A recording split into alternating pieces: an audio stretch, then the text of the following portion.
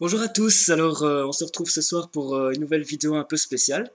Pour tout vous dire, c'est la deuxième fois que je fais cette vidéo ce soir parce qu'en fait je l'avais déjà faite avant, je la trouvais bien et tout, sauf qu'il n'y avait pas le son. Donc voilà, c'est un peu frustrant sur les bords, surtout de refaire la vidéo tout en gardant la spontanéité et de ne pas redire les mêmes trucs qu'avant, enfin c'est un peu chiant. Enfin bref, on va essayer quand même, voilà, c'est un exercice un peu difficile. Et donc, on va en venir tout de suite à cette vidéo qui, comme on a décidé avec mes collègues Johanna et Lilia, de faire une vidéo par mois sur le même thème et de voir un peu les sensibilités de chacun par rapport à ce thème-là. Donc, ce mois-ci, on avait choisi un auteur que nous apprécions particulièrement. Je pense qu'on a choisi tous les trois des auteurs français. Donc on avait décidé de le mettre à la base, enfin, de publier la vidéo le 1er novembre. Sauf que moi j'ai toujours un petit temps de retard. Donc du coup je sais déjà ce que mes collègues ont fait. Donc du côté de Johanna, nous avons un focus sur Michel Bussy, donc du policier et tout ça. Et du côté de Lilia, c'est plutôt Anne-Laure Bondou, donc des livres jeunesse assez sympas et tout. Donc voilà, si ça vous intéresse, allez voir l'une ou l'autre, ou même les deux. Je mets les liens dans dans la description en dessous. Voilà, vous m'avez compris. Ok, ça marche. Voilà, je parle tout seul, je fais les dialogues, tu vois. Alors moi, pour ma part, je vais sortir des livres un peu plus malsains, un peu plus glauques, un peu plus hardcore. Ben oui, on sort d'Halloween, donc voilà, c'était le moment de le faire. Un livre dont je vais parler de Sandrine Colette, donc qui est une auteure française. Enfin, je crois qu'elle est française, hein, si je ne me trompe pas, hein. Et donc, qui a déjà sorti deux, trois romans, je pense, maintenant. Et voilà, j'en ai déjà lu deux. Il y en a un dont j'avais parlé lors d'un week-end d'Amil. Et j'avais vraiment bien aimé Les Nœuds d'Acier de Sandrine Colette. Donc c'est du thriller, c'est plus dans la séquestration.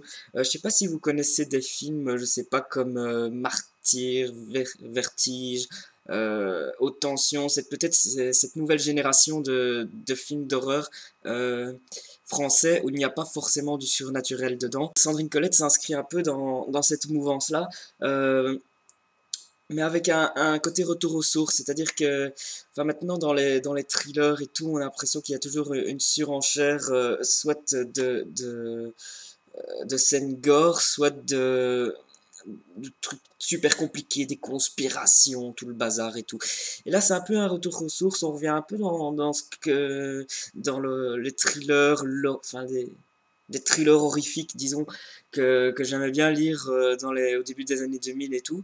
Voilà, j'en connaissais un autre qui était Patrick Sénécal, je pense, c'était un Canadien qui faisait un peu ça aussi avec voilà, des séquestrations un peu à la misérie ou des survival, genre quelqu'un qui survit à je sais pas quoi dans les bois. Voilà, par exemple, quoi.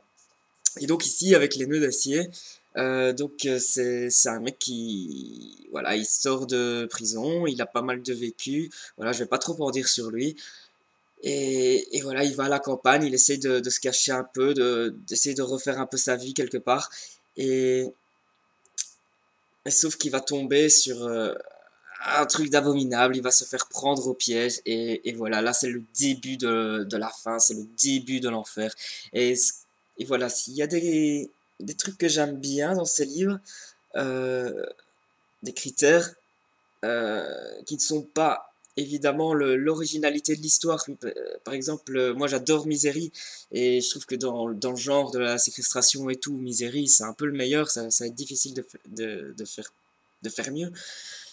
Mais avec Sandrine Colette, déjà on a un aspect terroir français où je sais pas, j'ai l'impression que ceux qui veulent aller en France, à la campagne, euh, voilà, qui veulent aller visiter, enfin plus dans la France profonde et tout, je pense qu'ils vont bien aimer parce qu'on est vraiment dans cette campagne où il y a peu de gens, et donc dans les livres il y a peu de personnages aussi, et, et voilà, il va y avoir une petite galerie, parce qu'il y a peu de personnages, mais de personnages totalement malsains, totalement bizarres. On ne sait pas ce qui se passe.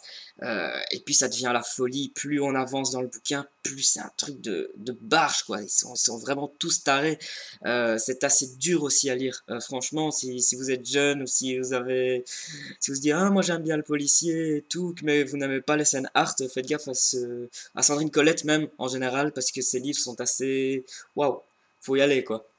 Et, et donc voilà, moi j'avais adoré. Je peux pas trop en dire dessus parce qu'il y a plein de surprises. C'est vraiment un truc de malade, mais pour moi c'est vraiment une auteure que je vais suivre de très très près.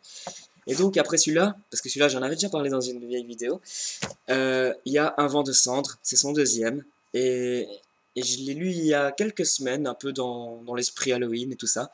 Voilà, je voulais en parler dans le bilan, mais vu que je parle de Sandrine Collette maintenant, je vais en parler ici. Il s'agit de deux jeunes gens, enfin un frère et une sœur.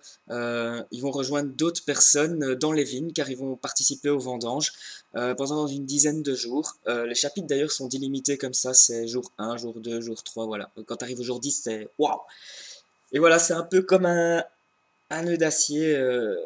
On arrive dans la campagne, dans le terroir français et tout. Et petit à petit, on sent les trucs malsains arriver. Dès le troisième jour, il y a déjà un truc qui arrive. Ça commence à partir un peu en cacahuète. Et voilà, plus ça avance, plus c'est la folie.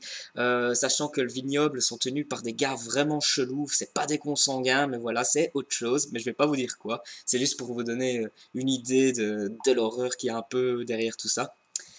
Voilà, c'est pas des consanguins, mais c'est autre chose. C'est parce que souvent dans ce genre d'histoire, c'est souvent des consanguins, c'est comme ça, donc voilà. Et voilà, ces personnes sont vraiment chelous et tout, il se passe des trucs, mais est-ce qu'ils ont, est-ce qu'ils sont gens, enfin, est-ce que leur aspect un peu monstrueux quelque part, leur attitude, ou je sais pas, j'en dis pas trop, est-ce que ça veut dire qu'ils sont vraiment méchants ou qu'il faut aller chercher plus loin ou pas? Ça, je ne vous le dis pas, c'est un peu le même truc dans les nœuds d'acier. Voilà, on ne sait jamais.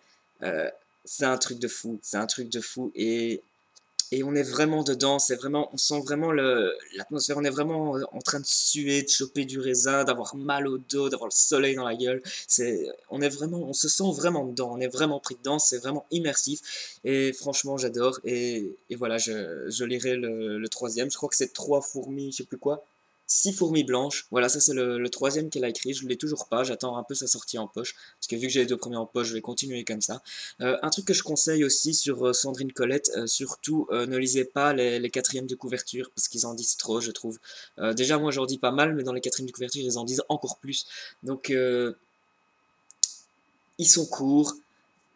Voilà, moi c'est juste un conseil, mais achetez-en un, testez-le, ne lisez pas, enfin foncez dedans comme ça un peu à l'aveuglette et vous allez être vachement surpris. En tout cas, moi je vous conseille un des deux, ça c'était l'édition de Noël, elle était assez jolie je trouvais. C'est comme ça que j'ai connu cette auteur que j'adore. Et donc voilà, euh, on se retrouve tout bientôt pour une nouvelle vidéo. Et je vous dis ciao ciao, bonsoir.